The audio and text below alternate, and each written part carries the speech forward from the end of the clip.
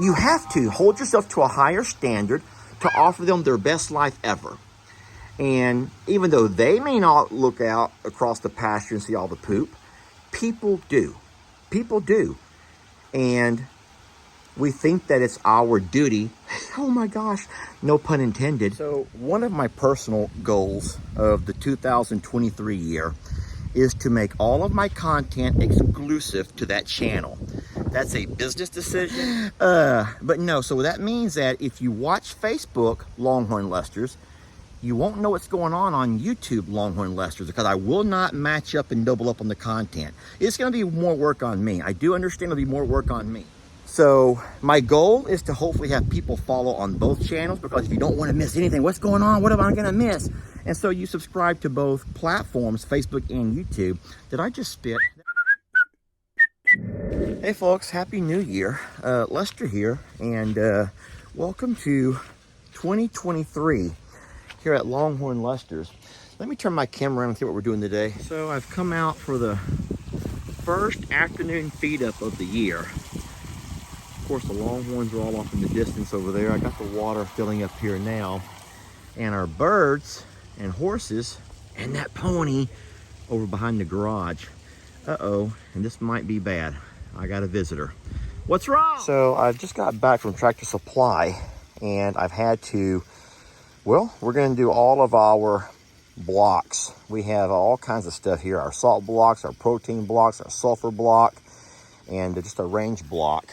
You can see here that our babies are bigs and have pretty much eaten down these blocks to the ground. There's still a little bit of that one right there left, but our sulfur block is gone. And what's neat about this is that, guys, they will let you know which block they need. Isn't that neat how you stand here and look around, you see a little bit of the salt block, a little bit of the mineral block, but the sulfur block is about gone. And of course the deworming block is about gone. So animals are neat that way. They'll let you know what they need. My plans today are to come out and clean up the pastures. You can look around here. Uh-oh, I got water overflowing. Y'all give me a second. All right, that's a lot better. So I was saying that on occasion, we've watched all of the birds. Is it a flock or a herd? I think that it's a flock of most birds, but when you talk about the ostriches, they are a herd, not a flock. Nonetheless, sometimes they go as a group over to the spillway, where we have a lot smaller rocks, and they'll sometimes walk around and pick and choose certain rocks to eat. And what's crazy about that is they know what their body needs when their body needs it. I think that those rocks go into their gizzards, and the gizzard is a spot where they help digest all their food. You know, they have no teeth, so they have to find a way to break all their food down, and the gizzard is their body part that does that, their organ that does that. And sometimes they'll put rocks to kind of help find some abrasion to help break all that food down, which is really, really neat. Now, of course, we give them oyster shells in their diet, but many times oyster shells is not enough. They want something more. Anywho, really neat the way animals can kind of pick and choose what their bodies need. They know their bodies better than what we do. And so today we're setting out some mineral blocks, some different blocks for them. They can come by and nourish themselves as they see fit. What do you want, sir? I'm worried about him because he's growing up way too fast. He's a big boy, and he's growing up way too fast. And we don't want to have another Carl on our hands. Hey, can I touch your feet? Could I touch your feet? You know, people pay money to look and touch feet. They do that, y'all. People do weird things on the internet, especially, and they pay money to look at people's feet. Now, I'm not going to charge you guys anything. I will not charge you a penny. But look at these feet. Look at those. Look at them feet. I have a horrible feeling that at some point I'm going to have to fight him off for me. And he is just such a big boy at only 6 months old. Now there's his siblings over here. They're not near as big as he is. Oh boy, hold on a second. Look at this. Wanda, why must you come over here looking for trouble? I'm making a video. This is all the trash that y'all do not need. Y'all want some corn? Look, would y'all like to have some corn? I think they're spitting it all out. No, she's gonna swallow hers. Here, I'll put some here, some more. You want some more? Tat, do not mess with the trash. Be sweet. Oh my God, their necks are wrapped around each other. You're about to get a knot tied there. Come on over here, little Charlie. Look at the baby. Look how small he is. He's a little boy. Hey, sweetie. That right there hurts Daddy. So I didn't come over here to feed birds. I did not do this. I mostly come to make a video about the new year and about all of the neat things that were going to happen this year.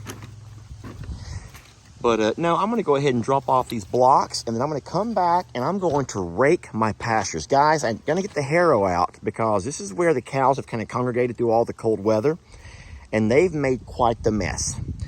And then I'm going to drive it around the front as well because I think you guys remember from the last video, the cows like to hang out by the road.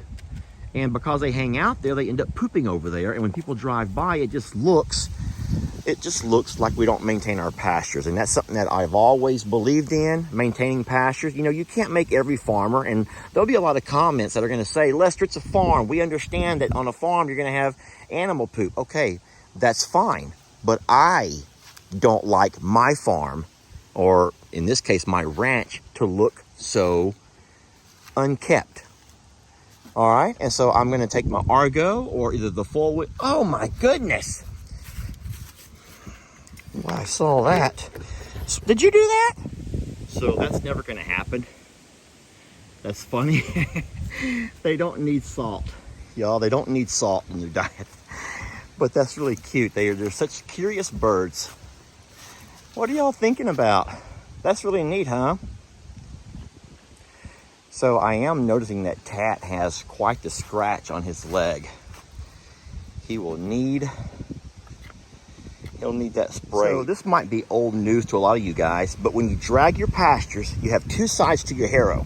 One side has these little anchors that come down into the dirt. You want to use that if you want to rough up your soil. I don't want to do that. I don't want to tear up the grass that I still have growing. So I want to use the reverse side where I just simply slide it across my grass, which will take care of all the poop situation, but not tear up any grass. Oh, this is kind of a before and after. This is my before picture. Look out, little one. Daddy's coming through. Move. Move, please. I don't have a horn. Beep, beep. Come on. All right, so we got the pastures raked up real nice and pretty. But look at the harrows picked up. Even in pastures that have never really had hay setting out on them, I was able to pick up 3 strings, which we all know those strings can be really dangerous, especially when they get around our bull's horns. Look, here comes all the birds to hang out with Daddy. They're like, hey, stop. Let's go see what he's doing. They're like dogs, y'all. They are. They're like puppies who want to always be all up in your business. Don't get up for me, buddy. We're all good. Look how handsome he is.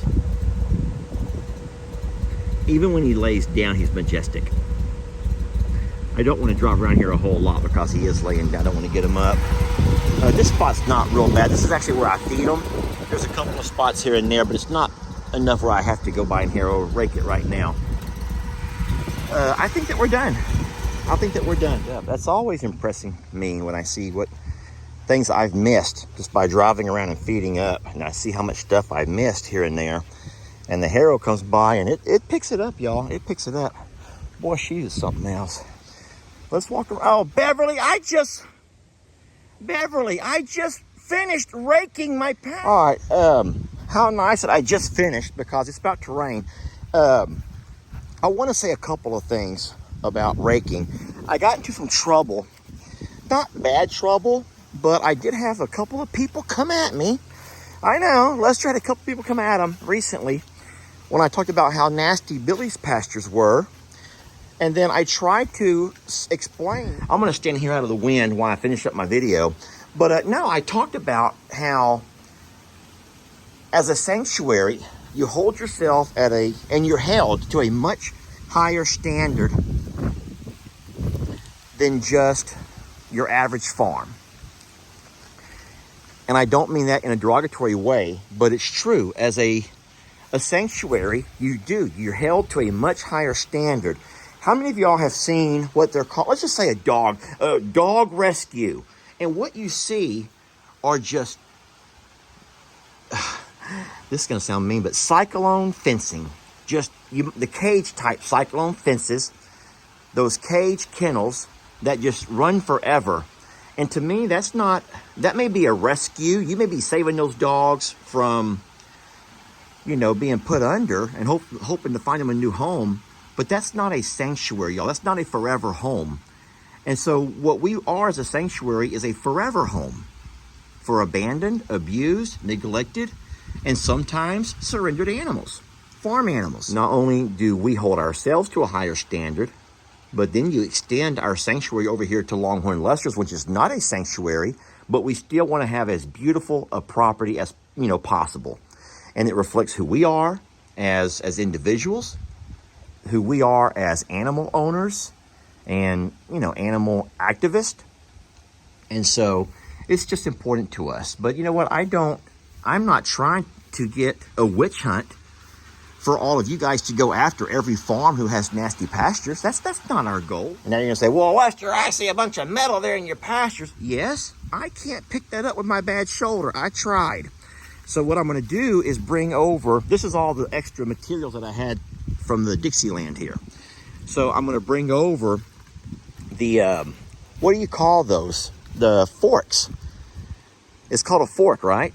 The pallet, not pallet jacks, a pallet.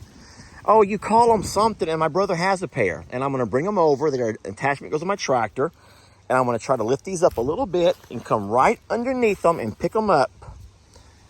And then I will move them around to where they're out of the way and out of the pastures. But the animals are not sitting here messing with them. Nope, nobody is messing with any of this stuff. My animals would never do that. My animals know better than to mess with any of Daddy's materials or tools. Oh my God. Can't help but laugh, guys. Sometimes you just can't help but laugh. Anyway, thank y'all for watching. Happy New Year to you all. Now, listen, secretly, I made this video before the new year, but I'm projecting it to play around the 2nd or so of the new year. So,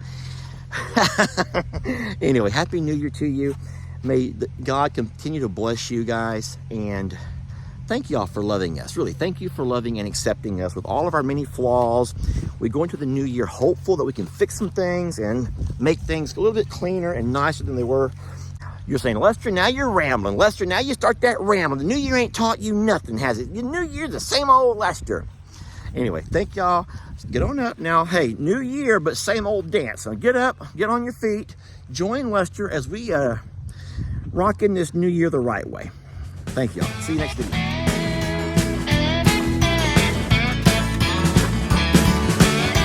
Don't let your troubles fester. Come watch Longhorn Lester. Yeah, something like that.